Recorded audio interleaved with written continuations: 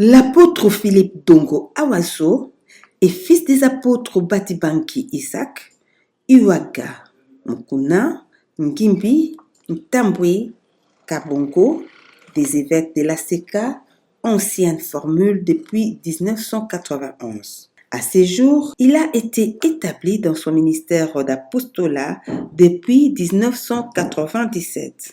Marié depuis 1993, il est père de 9 enfants avec plusieurs petits-enfants. Fonctionnaire de l'État au ministère des Finances, l'apôtre Philippe Dongo est doctorant en sciences économiques à l'université de Kinshasa, la colline inspirée. L'apôtre Dongo Awaso est notre invité d'aujourd'hui dans notre émission Église et l'État, avec qui nous allons réfléchir sur le thème l'apport de l'Église au développement national. Genèse 1, verset 26 nous dit que Dieu a créé l'humanité pour être à la ressemblance de Dieu, pour vivre dans la vie morale de Dieu. Voilà pourquoi les êtres humains s'adonnent à Dieu pour lui ressembler à travers le respect de ses préceptes. Mesdames, mesdemoiselles et messieurs, bonjour. L'Église et l'État, une émission qui s'occupe de ce que est l'Église et aussi ce que est l'État, afin que les fidèles à la foi puissent au moins être en relation avec leur Dieu comme il se doit, selon les préceptes établis par notre Dieu, et aussi en respectant les droits et devoirs prévus par la Constitution. Mesdames, mesdemoiselles et messieurs, bonjour. Aujourd'hui, dans l'Église et l'État, nous avons choisi de pouvoir vous parler sur le thème l'apport de l'Église au développement du pays. Êtes-vous sûr que l'Église a quelque chose à apporter au développement du pays? Si vous vous attendez à l'Église, vous pouvez vivre la joie et la gaieté et vous amener à la gloire de Dieu. Êtes-vous sûr que l'Église peut nous amener au développement de la nation? Telles sont les grandes questions auxquelles va répondre notre invité du jour. Nous citons le pasteur Philippe Dongo Awaso, qui est notre hôte en ces lieux dans notre plateau de l'Église et l'État. Bonjour pasteur. Bonjour maman. Oui, dans notre émission L'Église et l'État sur la RTNC 3, aujourd'hui, nous vous recevons comme invité. Pasteur, pouvons-nous savoir ce que vous pensez par rapport à notre thème, l'apport de l'Église au développement de notre pays? L'État, à lui seul, ne pourra jamais atteindre ses objectifs, notamment le développement de l'homme, sans le concours de l'Église. Et ça, je ne peux pas rater cette occasion pour rappeler avec une très forte puissance que le gouvernement doit nécessairement s'appuyer sur l'Église, sinon collaborer avec l'Église pour l'atteinte de ces objectifs, notamment le développement de notre pays. Pourquoi je dis ceci? Je m'en vais tout de suite éclairer. L'élément moteur du développement, ce n'est pas les mines, ce n'est pas l'argent, ce n'est pas les biens. L'acteur du développement du premier plan, c'est d'abord l'homme. C'est l'homme qui est au centre du développement. Et là, j'ai saisi cette opportunité. Je pense que le chef de l'État a été inspiré, l'actuel chef de l'État, pour s'appuyer sur l'éducation. Il en parle et je ne sais pas si tout le monde comprend le sens profond de son insistance sur l'amélioration de l'éducation de la jeunesse. C'est ça qui est à la base du développement d'un pays. Parlant de l'éducation ne consiste pas seulement à donner à l'homme la science. Il faut aussi donner à l'homme la conscience. La conscience, c'est ça l'élément crucial. C'est ça l'élément dont l'Église en est l'auteur. c'est l'Église qui donne la conscience à la formation. Parce qu'aucun homme sur cette terre ne peut faire l'état des lieux de la conscience d'une personne. Et encore moins corriger s'il y a défection de conscience. Donc, la conscience est l'apanage de l'Église, pour ainsi dire. Donc, croire, donner à l'homme la science et techniques, sans former l'homme de la conscience, c'est ce que Descartes a dit, que la science sans conscience n'est que ruine de l'âme. Donc l'Église est au centre du développement parce que l'élément moteur du développement sur lequel nous devons nous centrer, c'est l'homme. Ce n'est pas moi qui l'ai dit. Le chef de l'État, passant, je ne cite pas, avait dit s'il avait 16 personnes, il aurait pu faire quelque chose dans ces pays. Au fait, il faisait allusion à quoi? Il ne faisait pas allusion aux gens de chez lui, ni aux Congolais, mais aux gens qui ont une certaine conscience. Eh bien, la conscience, c'est un sentiment que nous avons du bien et du mal. C'est-à-dire notre obéissance ou notre rébellion à l'égard de la loi. Je reprends. C'est un sentiment que nous avons du bien ou du mal. Voilà. Et aujourd'hui, certains ont une conscience biaisée. Ils n'ont plus les sentiments ou l'esprit de savoir qu'est-ce qui est mauvais et qu'est-ce qui est mal. Ils n'ont plus cette conscience-là. C'est la conscience qui vous permet de savoir que ça, c'est l'argent de l'État et ça, moi, je dois vivre de mon salaire. C'est la conscience qui dit le fonctionnaire mérite un salaire décent. Nous ne pouvons pas lui donner des cacahuètes. Il faut lui donner l'argent qui lui permet de nouer les deux bouts de mois. Ça, c'est la conscience qui fait ça. Mais quand la conscience n'est pas prise en compte, eh bien, on jette un 50 $, on jette un 10 000 francs, un 100 000 francs, qui ne tient aucunement compte de la réalité du vécu. Tout ça, c'est l'élément de conscience. Tout ce que les gouvernants, quand vous attendez, les gouvernants en train de décrier les sociétés qui se détruisent aujourd'hui, nous avons des gens qui sont des diplômés. Des professeurs. Des professeurs d'université, n'en parlons pas. Ont-ils une conscience? Voilà ce qui fait défaut dans notre pays. La conscience n'y est pas, madame. Et ça, c'est l'enfant de l'Église. Qu'est-ce que vous pouvez dire par rapport aux parents qui n'ont pas de moyens pour pouvoir quand même prendre soin de leurs parents? Parce qu'aujourd'hui, nous voyons les enfants aller à la rue. Il y a des parents qui ne savent pas prendre soin de leurs enfants ni de leur maison. Et que ce soit les filles, que ce soit les garçons, sont à la rue à la quête de moyens. Qu'est-ce que vous pouvez dire? Merci madame pour votre question combien importante. Je pense qu'il faut un cadre de collaboration.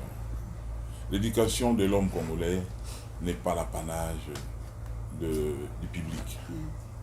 Et l'Église ne doit pas être mise de côté. Dans ces pays, la RDC, nous en avons l'expérience. Vous voyez, l'Église a formé la première génération dont nous sommes ici, qui nous ont formés des gens qui avaient une certaine conscience. Je vais carrément vous citer le premier président de la République, Kasavubu. C'est parmi les rares personnes qui exécutaient la mission et au retour, il prenait le reste d'argent, on transmettait à la Banque centrale. C'est ça la conscience. Savoir ce qui est à moi et ce qui n'est pas à moi. Et aujourd'hui, nous avons perdu cela. Pourquoi? Parce que nous avons une conscience des diplômes aujourd'hui. Nous pensons que l'homme qui a le meilleur diplôme, qui a le doctorat, qui a été, je sais dans quelle institution, il a travaillé à la Banque mondiale avec une référence bien garnie, c'est ce monsieur-là qui vaut pour ce poste-là. Mettez-les là-bas, vous allez vous rendre compte, le même monsieur qui a des diplômes, fait de tout ce que vous êtes en train de m'énumérer ici. Voyez? Simplement parce qu'il n'a pas une conscience. Je vais être clair. La conscience, je suis pasteur, la conscience dont je parle ici, c'est la conscience qui est réglée sur la parole de Dieu. Parce qu'on ne peut pas avoir une conscience qui est réglée sur la tradition. Il y a des consciences réglées sur la tradition, sur les us et coutumes des humains. Cette conscience-là n'est pas constructive. La conscience la bonne conscience, c'est celle qui est réglée sur la parole du Seigneur. Ça, c'est la première des choses qu'il faut savoir. Donc, mettre à la disposition des enfants, des élèves, à un moment donné de leur formation, la bonne parole, le support de la parole de Dieu, c'est de préparer à une conscience positive. Madame, laissez-moi vous donner ma petite expérience, moi qui vous parle. J'ai fait mon cursus de l'école primaire dans les écoles chrétiennes. Déjà en première année primaire. Je suis allé en 6 ans à notre époque. En première année. On nous faisait passer à l'école, nous allions à l'église. On vous amène à l'église. On m'a fait apprendre notre Père en français. On m'a fait apprendre d'autres prières là, en langue vernaculaire. Les Maria, le Sakola, je le faisais. Et toutes ces histoires-là. J'ai retenu comme ça, comme un perroquet, jusqu'aujourd'hui. Mais je n'ai jamais lu ça. Et on nous amenait auprès du Père pour confesser les péchés. Tout ça, c'est pour nous amener à avoir la conscience du mal et du bien. Et à chaque fois qu'on faisait le mal, on savait qu'on a effrayé la loi de Dieu et Dieu peut nous punir. Et les samedis, quand nous avons finalement on a communié, chaque fois avant de communier, on passait voir le Père. Père, aujourd'hui j'avais dit non à maman, j'ai pris 1 franc de maman, je pense que Dieu n'est pas content. Père, qu'est-ce que je peux faire? Vraiment, c'est la bonne conscience, n'est-ce pas? Exactement. Parce qu'on était touché par le mal qu'on a fait. Voilà. Mais aujourd'hui, comment tu peux vivre avec la femme d'autrui? Comment tu peux bâtir ta fortune sur l'argent de l'État? Et tu es fier d'être un homme élevé. Voilà. Pour les biens qui ne nous appartiennent pas. Alors, donc, l'Église a ses rôles primordiaux. Et il faut que ceux qui ont la gestion du pays donnent à l'Église sa place. Tous, nous voulons que nos enfants étudient dans les écoles chrétiennes parce qu'il y a la meilleure éducation. Pourquoi on envoie nos enfants là-bas? C'est parce qu'on transmet une conscience qui est réglée, non sur une religion et coutumes, mais sur la parole du Seigneur. Vous comprenez? Voilà. Êtes-vous sûr vraiment que l'Église peut aider la nation à aller de l'avant, à connaître son développement? Dans l'Église a 2 missions. Sur le plan spirituel, c'est d'annoncer la parole, l'annonce de la distribution de la parole, avec tous les services qui s'accompagnent. Et vous savez que l'homme n'est pas seulement constitué de l'esprit, il a aussi le corps. Donc, l'Église prend en compte la formation de l'homme et avec, au-delà des soins spirituels qu'on peut accorder, il y a des services sociaux. L'Église prend aussi, s'occupe des enfants abandonnés, des vieilles personnes, hommes et femmes qui sont abandonnés, et bien les faibles, les nécessités de laisser l'Église dans les actions sociales s'en occupe, mais principalement dans la formation. Dans la formation, c'est là où l'Église est excellente, dans la formation. Et ça, je pense qu'il ne faut pas que les gens disent que l'Église est en train de s'enrichir. Non, il n'y a pas au contraire, l'Église enrichit le pays en donnant une formation de qualité que l'État ne pourra jamais faire en lieu et place. Le vrai problème, je me rappelle dans ces pays, c'est le manque des hommes consciencieux. Voyez, l'IGF fait le travail. Vous mettrez les gens à Makala. D'ailleurs, la Makala, on parle, c'est le lieu de rééducation. C'est pour essayer de donner la conscience. Mais ce travail qui est le meilleur enseignant de la conscience, c'est l'Église. Laissez-moi vous dire, madame, il n'y a que le Saint-Esprit qui peut donner l'état des lieux de l'âme de quelqu'un, de la conscience de quelqu'un. C'est le Saint-Esprit. Et qui peut purifier l'âme de quelqu'un? C'est lui-même, c'est la parole de Dieu.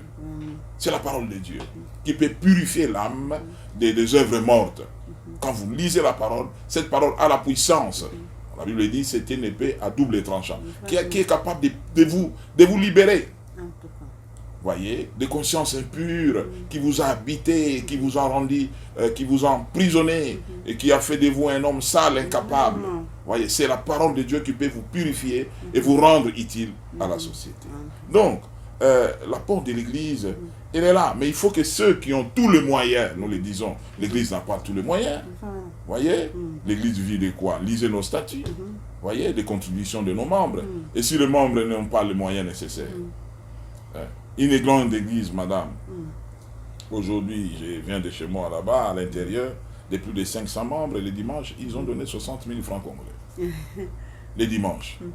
Dites-moi comment vous pouvez vivre avec autant de serviteurs de Dieu, avec cet argent. Mais nous avons des écoles. Mais vous êtes accusé, pasteur, même de vos fidèles. Ils disent que les pasteurs ne regardent qu'à eux. Un chrétien ne peut jamais dire ça. Ne peut jamais se plaindre de son pasteur et dire que son pasteur profite de... Non, ça c'est l'ignorance qui parle. Vous voyez, c'est l'ignorance. Parce que, tel que je suis en train de dire ici, la conscience au sens large, c'est l'oubli de soi pour l'autre. Voilà, c'est ça l'Église. Nous ne sommes pas là pour d'abord prendre soin de nous. Un prêtre, un pasteur, c'est celui qui est prêt à oublier même son pain et les donner. C'est ce que nous faisons. C'est ce que nous faisons. C'est peut-être des gens mal intentionnés qui ne connaissent pas les réalités de l'Église, qui s'adonnent à de tels propos. Nous les pardonnons tout à fait, parce que l'ignorance est tout à fait notoire dans ce cas-là. Donc l'Église n'est pas là, au contraire, la nourriture que nous donnons, que Christ nous a donnée pour distribuer, c'est sa parole. Et dans cette parole, il y a l'esprit, il y a la puissance capable de redonner à l'homme son identité, l'identité telle que Dieu l'a voulu, voyez. Et nous essayons de ramener les hommes qui ont été détruits par le péché, par toutes sortes de pratiques, les ramener à la voie, à prendre conscience de leur état et à se prendre en charge, vous comprenez, et finalement être utile à l'État pour que l'État puisse les utiliser. Nous en avons, madame, des situations parfois graves. Vous voyez, nous avons des enfants qui ont fini des études ici chez nous, mais qui ne sont pas utilisés. Et qui doit... Ben, on en a. Où on recrute les gens? Est-ce qu'on a déjà demandé à une église d'envoyer les gens? Moi, je demande toujours. Mais demandez d'abord aux églises. Quand vous voulez recruter, posez la question aux églises. Comme on dit couramment, on ne peut donner que ce qu'on a. L'église, qu'est-ce que l'église donne? L'église donne la parole. Vous comprenez? L'église donne la parole. Mais ici, je voudrais insister, madame, pour ceux qui recrutent, et après ils recrutent, principalement le gouvernant. Mais l'église a des personnes consciencieuses. Quand je parle de l'église, c'est au vrai sens du terme. Des gens qui sont consacrés, qui sont disciplinés et qui marchent selon les prescrits du Seigneur. Vous comprenez? Donc, ne nous plaignons pas alors qu'on ne s'est pas adressé aux bonnes personnes pour recruter. Voyez? Parmi les critères de recrutement aujourd'hui, la conscience ne fait pas partie. C'est beaucoup plus la compétence. Et à la fin, on regrette d'avoir pris quelqu'un qui a des compétences, mais qui n'est pas honnête. Vous voyez? Qui a des compétences, mais qui n'est pas honnête. Et finalement, l'honnêteté vient couronner tous sanctionner toutes les connaissances que vous avez acquises. Si ça manque l'honnêteté, c'est rien du tout. Vous comprenez? Donc, voilà un peu, madame, l'Église a un apport très significatif. Consultez les hommes de Dieu, ils vous diront que ces messieurs-là, c'est vrai, il tient bien son caméra, il est formidable en prenant les images, mais ne nous confiez pas l'argent parce qu'il a quelque chose. Il faut d'abord le former dans tel élément. Ça, c'est des choses que l'Église peut aider. Justement. L'Église peut aider à identifier, à donner la conscience à la personne. Faites attention, messieurs, vous êtes bien dans ça, mais dans ça, faites attention. Voilà. Et là, les dirigeants auront de bonnes personnes capables de rendre service à la nation tout entière. Du temps d'Abraham, il avait régné que Sarah n'était pas sa femme, alors que c'était sa femme au même moment qu'elle était sa demi-sœur. Est-ce que c'était pour camoufler ou c'était par peur qu'il avait dit cela? Non. Vous savez, ce n'était pas un mensonge. En réalité, il était réellement membre de sa famille, quelque part. Vous comprenez? Parce que selon leurs us et coutumes, on prend les épouses dans la famille. Voilà. Vous comprenez? Donc, de ce côté-là, il n'a avait pas menti. raison, oui. Il n'a pas dit. Il a dit ce qu'il y avait. Vraiment. Et nous avons vu que avec Abraham, et s'étant-tu, peut-être, je ne sais pas si c'était par peur du succès, mais il les avait aidés à faire comprendre au roi que c'était pas seulement sa sœur, mais aussi sa femme. Et le roi, craignant Dieu, il a compris qu'il devait leur donner des présents. Ce n'est pas peut-être question de l'humilité précède la gloire, ça? Ou les temps des miracles? Bon, je mets ça sur tout à fait, je vais revenir, c'est ce que je suis en train de vous dire. La première des choses, c'est d'aimer d'abord Dieu. Vous comprenez? D'être sincère dans ce que vous dites. Hein? Là où vous n'êtes pas capable, vous dites que ça, je ne saurais pas. Voilà. Vous voyez? Dieu sait, maman, Dieu sait. Non, il nous connaît dans nos capacités et dans nos faiblesses et dans nos limites. On peut tromper les hommes, mais Dieu sait que non, celui-là, ça, il ne peut pas le faire. Voilà. Et il nous comprend mieux que les hommes. Voilà, vous êtes en train de les traiter de faiblesses, mais Dieu connaissait cet homme mieux que nous. Voilà. Vous voyez? Même quand il a raconté ça, c'est peut-être parce qu'il avait l'esprit de peur. Vous voyez? Mais Dieu a transformé, comme c'est quelqu'un qui aimait Dieu du fond de son cœur, Dieu a transformé cette situation qui aurait pu tourner en scandale à une situation qui était bénissante. Donc voilà, laissons parfois Dieu, qui nous connaît mieux que quiconque, si nous voulons interpréter certaines choses, c'est les résultats qui comptent en fait. En tout cas. Ouais. Alors, le pasteur, qu'est-ce que vous pouvez dire par rapport au temps des miracles? Est-ce que c'est passé? Bien sûr, les miracles n'ont jamais pris fin. Les miracles sont d'actualité. Mais la question des miracles, elle doit être faite pour la gloire de Dieu. Et les miracles est réservé pour l'édification de ceux qui croient en lui. Vous voyez, c'est pour approfondir notre amour, notre connaissance vis-à-vis de Dieu. Mais nous ne devons pas prendre les miracles comme étant un droit qui doit se faire. Parce que ce n'est pas nous qui commandons les miracles. Voilà. Il faut que j'insiste. Quand le miracle est commandé, alors là, ça devient dangereux. Oui, le miracle ne doit pas être commandé parce que l'auteur du miracle, c'est Dieu. Donc le Saint-Esprit n'est pas à notre service, il est au service de Dieu. S'il veut actionner le miracle, il est fait pour la gloire de Dieu. Alors quand vous voyez un homme commencer à commander les miracles, réservez-vous. Parce qu'aujourd'hui, on voit des gens, il arrive, il commence à vous dire aujourd'hui, il y aura 15 guérisons. Bon, dans les 15 là, il y a 3 femmes qui vont... Non, ça c'est dangereux. Mais je ne dis pas que c'est faux. Hein. C'est peut-être une grâce particulière, mais moi je me réserve. Il a tous les détails là comment. Parce que c'est Dieu qui décide du miracle pour un but donné. C'est ce que nous dit. Nous avons un support biblique. Les miracles qui ont été faits dans la Bible, l'initiateur était Dieu. Vous voyez? Il était Dieu. Vous voyez? Alors, donc, le miracle est d'actualité, mais c'est question que nous puissions prouver notre amour, que nous aimons Dieu, et que réellement, ces dieux-là, nous sommes prêts à l'obéir, pas seulement à lui donner des sacrifices, comme on le fait aujourd'hui, parce que l'obéissance vaut mieux que les sacrifices. Dans nos églises aujourd'hui, l'obéissance est devenue la denrée rare. Les gens sont beaucoup plus dans les prières, dans les adorations, dans les jeûnes et prières. Ça, c'est plein dans nos églises. Tout ça, c'est des sacrifices. Mais l'obéissance, vous trouvez ça où? Vous voyez? Je ne voudrais pas frustrer les gens.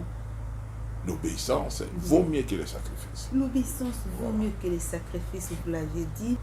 C'est normal que les pasteurs puissent avoir la dîme, les offrandes, je ne sais pas moi, les libéralités. Puissent obéir, vous venez de le dire, l'obéissance vaut mieux que les sacrifices. Oui, je pense que madame, vous avez la réponse vous-même, vous êtes chrétienne, je peux aller au-delà. Donc, vous avez une certaine expérience en matière des dîmes, des offrandes et des actions de grâce. C'est une recommandation voulue de Dieu depuis l'Ancien Testament jusqu'à la Nouvelle Alliance. Dieu l'a confirmé. Et celui qui est maître de l'offrande, des actions de grâce et des dons, c'est d'abord Dieu lui-même. Vous voyez, la Bible dit, Dieu a tant aimé le monde qu'il a donné. Voyez-vous? Donc, celui qui, quand il a commencé à donner, c'est d'abord Dieu lui-même. Vous comprenez? Et pourquoi il a donné? C'est pour nous gagner. Si Dieu n'avait pas donné son Fils, il ne nous aurait pas. Cet amour pour nous qui étions pécheurs. Voyez-vous? Et il n'a pas regardé les péchés. Il n'a pas regardé nos faiblesses. Il a pris son Fils, pour ainsi parler. Mais en réalité, c'est Dieu incarné. Donc, au fait, il s'est sacrifié lui-même. Il a pris notre place à la croix. Voyez? Pour qu'aujourd'hui, nous puissions bénéficier, n'est-ce pas, des bienfaits de la croix. Donc, le fait de donner, c'est au centre même de l'amour. Vous comprenez? Au centre, c'est l'acte de l'amour même. D'abord, on ne donne pas pour être béni. On donne parce qu'on aime. Voilà. Si votre mari ne fait que vous dire je vous aime, madame, vous êtes mon amour, il ne vous donne rien. Alors qu'on dit qu'il n'y a pas d'amour, il n'y a que des preuves d'amour. Vous voyez vous-même. Vous voyez? Donc, et ça tient cette pensée-là. Donc, nous devons élever le niveau du débat et ne pas rester dans le niveau des choses. Sinon, ça ne tient pas la route. Et justement, vous voyez, on doit élever les débats. Nous avons des droits, effectivement. Parce que ce que l'Église donne, ce que l'Église donne, nous pouvons en tirer profit. Mais lui, il a donné un bel exemple. Il a dit non, je ne vais pas être à la charge de l'Église, mais je vais travailler moi-même pour être un modèle. Voyez? Donc, il n'est pas défendu au pasteur aujourd'hui de travailler. Moi qui vous parle, je travaille, je suis agent quelque part. Des chapeaux. Parce qu'il y a d'autres qui disaient qu'il est à l'œuvre et il ne peut pas travailler. Il doit être, je ne sais pas moi, au temps plein à l'église. Bon, il y a madame, des besoins aussi financiers qui se présentent pour l'église. Je vous assure, madame, si je n'avais pas mes nattes comme Paul, je serais un pasteur futur. Alors, je serais en train de mendier. Oui. Donc il faut absolument être le modèle du troupeau pour nous les pasteurs. Donc les gens qui viennent à l'église, méfiez-vous, nous ramassons, tout n'est pas à dire, parce qu'on n'est pas là pour étaler au grand jour ce que nous faisons au profit du peuple de Dieu. Ceux qui viennent chez nous, et d'ailleurs ceux qui ont les moyens, sont rares, sont des oiseaux rares qui viennent. Mais ceux qui viennent souvent, c'est des gens, je peux recevoir dans mon bureau ici 5 personnes, et tout ce qu'on a mis là, dans mes nattes là, tout est parti. Vous voyez? Je rentre chez moi parfois avec mon carburant que je suis. Mais ça, c'est des réalités. Au moins, vous avez servi pour Dieu. J'ai servi les autres. Vous avez le rendement exactement. auprès de l'Éternel. Exactement, madame. Mais pourquoi ne pas aussi leur faire savoir que tu serviras l'Éternel Dieu et il te bénira? Bon, je vais vous donner mon exemple à moi. Moi et madame, Dieu nous avait donné un peu d'argent. On s'est dit, bon, c'était pas beaucoup, c'est pas un secret.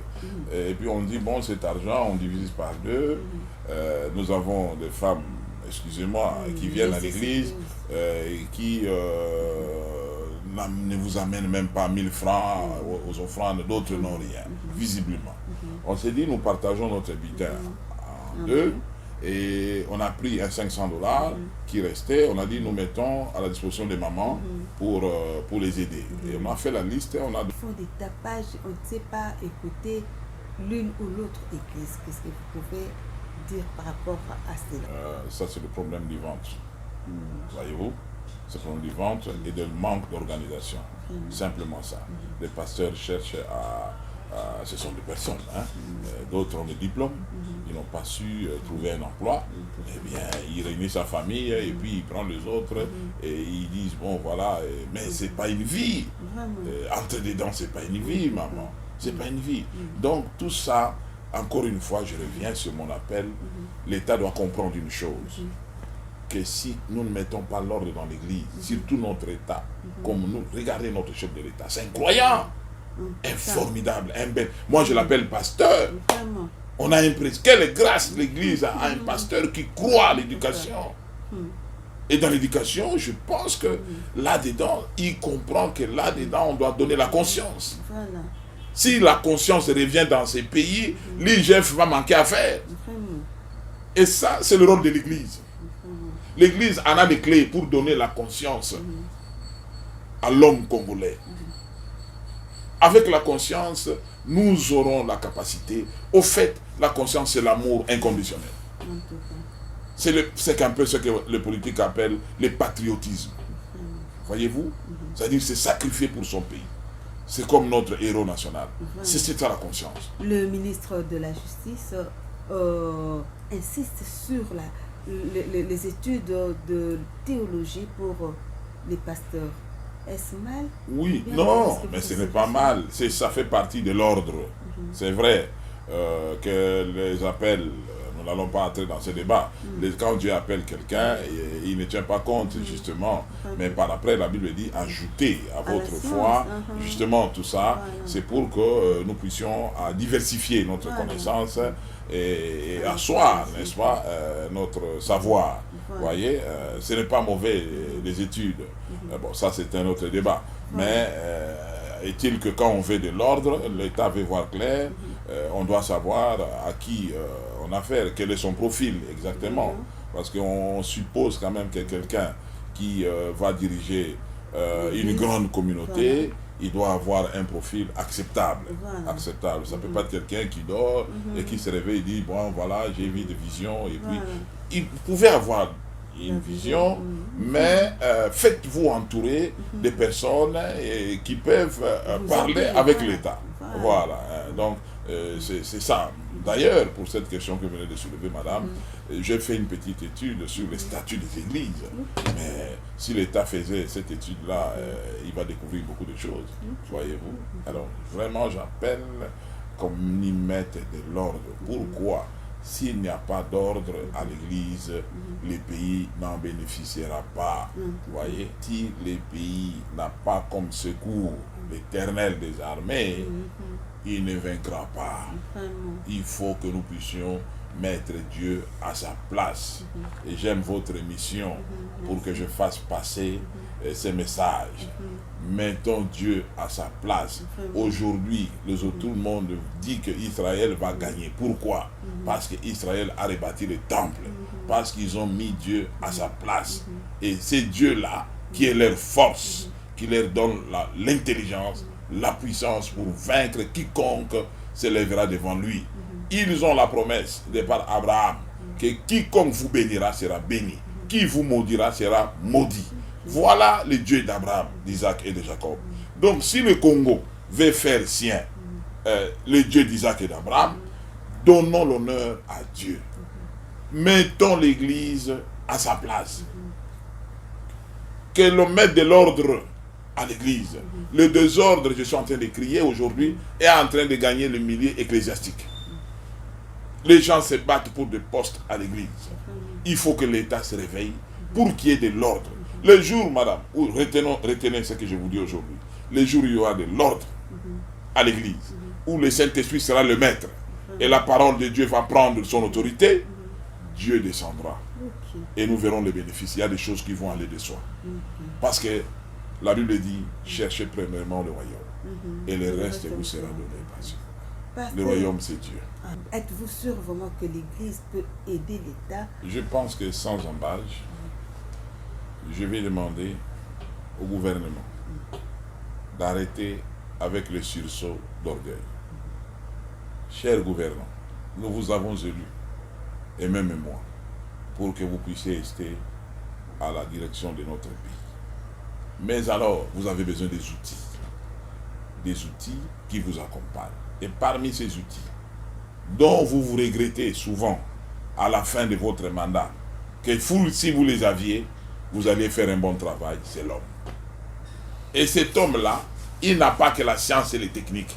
Arrêtez de croire aux diplômes et les techniques. Il peut bien le faire, mais ce sont des voleurs. Regardez ce que le travail que les jeunes font. Ils ont été dans les grandes universités, mais avec quelle conscience, chers amis? Y a-t-il encore ceux-là qui viennent communier à l'église, qui viennent voir les pasteurs pour arranger leur conscience avec Dieu? Voilà ce qui ne marche pas dans notre pays. C'est la conscience. Et j'ai défini ici la conscience. C'est le fait d'avoir les sentiments du bien et du mal. Vous comprenez? Et si quelqu'un a perdu l'essence du mal, cette personne est détruite. Est détruite et il ne sera utile à personne. Et Dieu ne pourra jamais travailler avec des gens comme ça qui ne connaissent pas ce qui est bien et ce qui est mal. Et l'Église est là pour rappeler aux gens ce qui est bien et donner cette conscience-là. Il n'y a que le Saint-Esprit qui peut révéler à quelqu'un son état d'âme, son état de conscience. C'est le Saint-Esprit. Et quand la conscience est détruite, il n'y a que la parole de Jésus-Christ qui peut sanctifier cette parole-là, qui peut libérer cet homme-là du poids de la destruction, du poids des mauvaises choses qu'il aura entreprises dans sa vie. Donc nous demandons que les gouvernants, pendant le mandat, parce que vous avez un mandat, faites quelque chose pour l'Église. Faites quelque chose parce que l'Église vous produit des hommes honnêtes, entre guillemets, bien entendu. Mais ils ont toujours comme Dieu leur soutien. C'est des gens qui sont sincères. Au moins, des gens, quand il fait du mal, ils ne trouvent pas de formule pour justifier le mal qu'il a fait, comme nous vous voyons faire. Il y a des gens qui font le mal, ils ne reconnaissent même pas qu'il a fait du mal. Qui justifient même le mal qu'il a fait, qu'il pense qu'il a bien fait. Et un chrétien n'est pas celui-là qui justifie le mal. On ne justifie pas le mal, on demande pardon et on se répand pour être reçu par Dieu. Donc, chers gouvernants, l'Église est là, aidez-nous, nous sommes dépourvus, oubliés. Regardez dans le budget que vous faites là, il n'y a pas d'apport pour soutenir les églises. Donc, c'est ni tété la bonne volonté de quelques-uns, qu'est-ce que nous ferions? On abandonnerait. Donc, soyons vraiment du côté des chefs de l'État, l'actuel. En tout cas, il a tout mon soutien. C'est quelqu'un, moi je l'appelle pasteur, hein. Vraiment l'actuel chef de l'État, c'est un homme de Dieu. Je suis en train de l'observer, c'est un homme de Dieu. Il a besoin autour de lui des hommes aussi de Dieu, qu'il consulte des pasteurs, pas seulement les grands, nous les petits aussi, qui nous écoutent. On peut aussi l'aider dans ce qu'il fait. Que Dieu vous bénisse. Toute autorité vient de Dieu, dit-on. Nous sommes presque à la fin de notre émission. Question de pouvoir vous détendre un peu et vous préparer à une petite prière de 1 ou 2 minutes pour le développement de notre pays. Mais nous allons mettre une détente musicale. Et à travers cette détente musicale, nous souhaitons bon anniversaire à tous ceux qui sont nés au mois d'octobre. Nous pensons plus précisément à Maman Bitota, la maman, l'épouse de notre feu apôtre Bimoulaya. Et nous pensons aussi à notre fils Shekina Kadima, à Emma Kadima et à Sam Debongo et à tous ceux qui sont nés au mois d'octobre. Tous nous souhaitons bon anniversaire. Je souhaite aussi à ma soeur Rémi, Esther Tabea, Moujuga, bon anniversaire.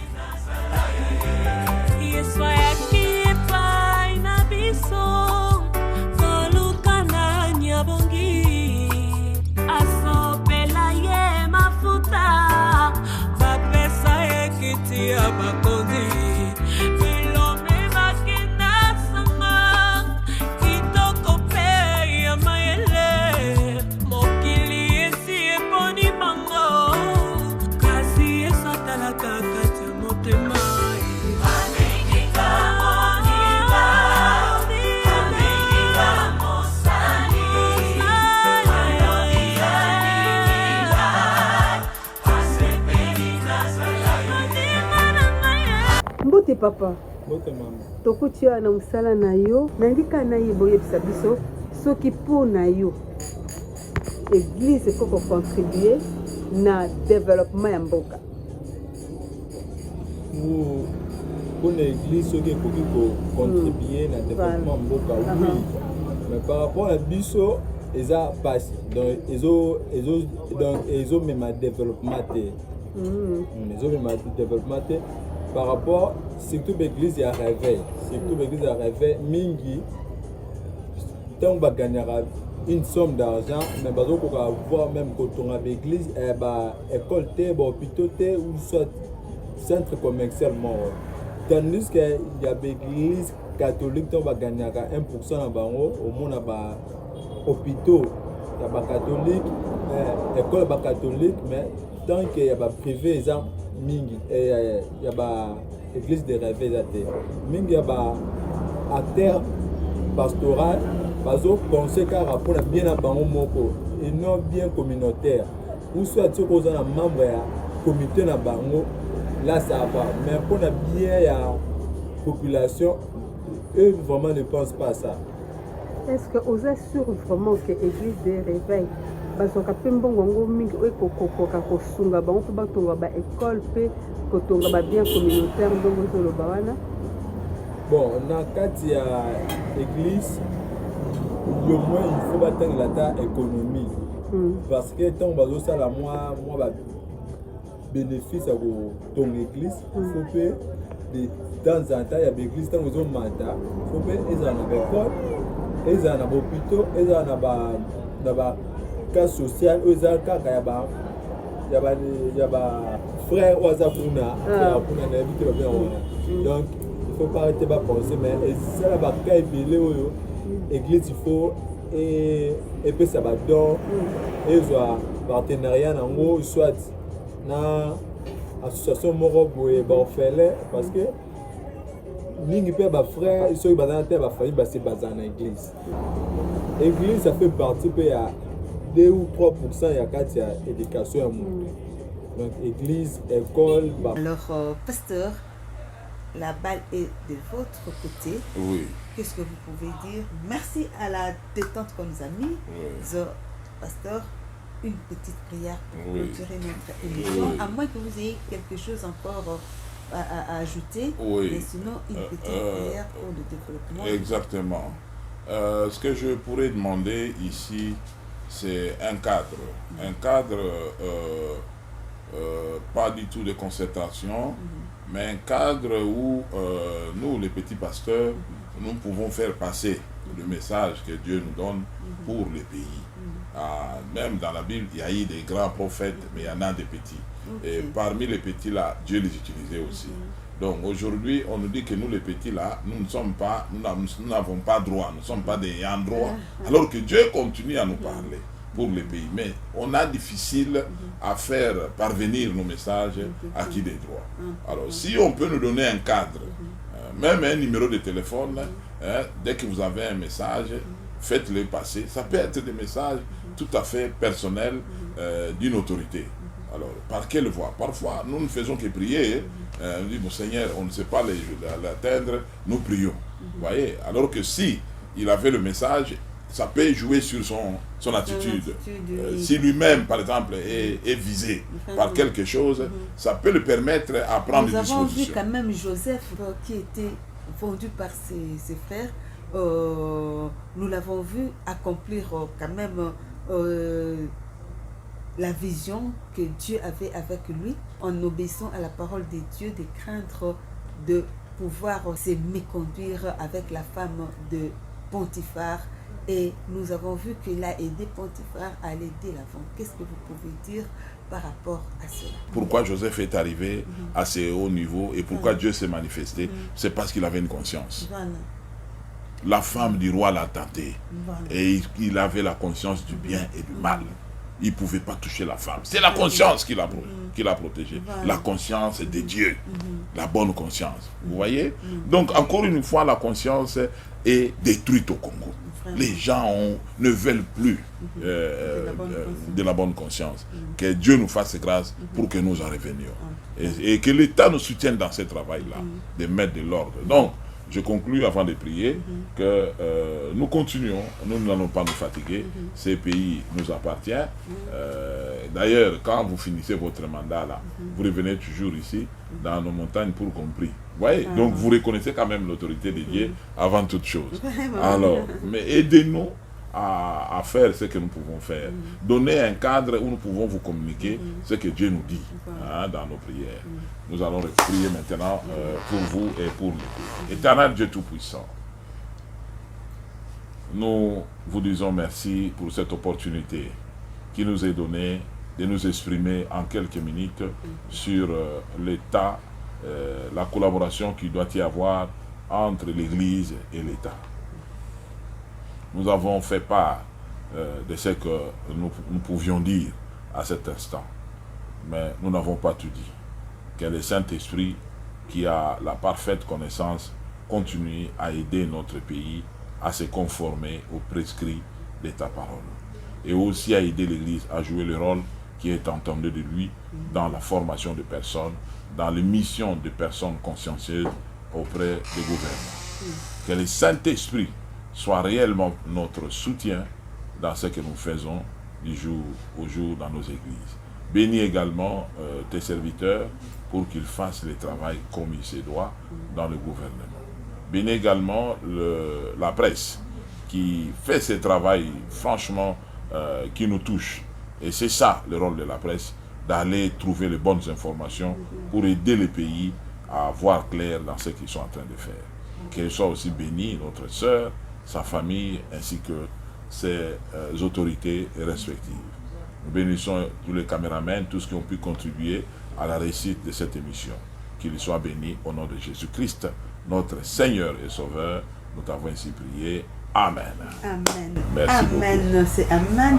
Chers téléspectateurs, nous vous rappelons que nous avons parlé sur l'apport de l'Église au développement de notre nation, de notre émission L'Église et l'État. Nous avons reçu à notre émission Église et l'État le pasteur Philippe Dongo Awazo, pasteur responsable de l'Église Nouvelle Alliance située au Bon Vent, non loin de la RTNC sur Ratelisco. Chers téléspectateurs, ce que nous pouvons retenir et que nous sommes destinés à être en relation avec notre Dieu et vivre conformément à ses valeurs de bonne morale, comme l'a dit le pasteur, la bonne conscience.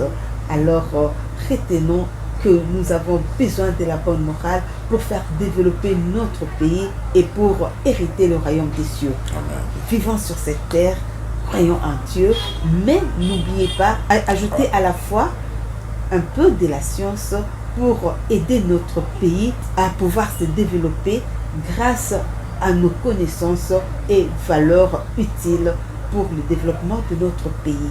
Car les têtes bien faites sont utiles pour le développement de notre pays. Merci de nous avoir suivis. Au revoir et à la prochaine. Bye bye.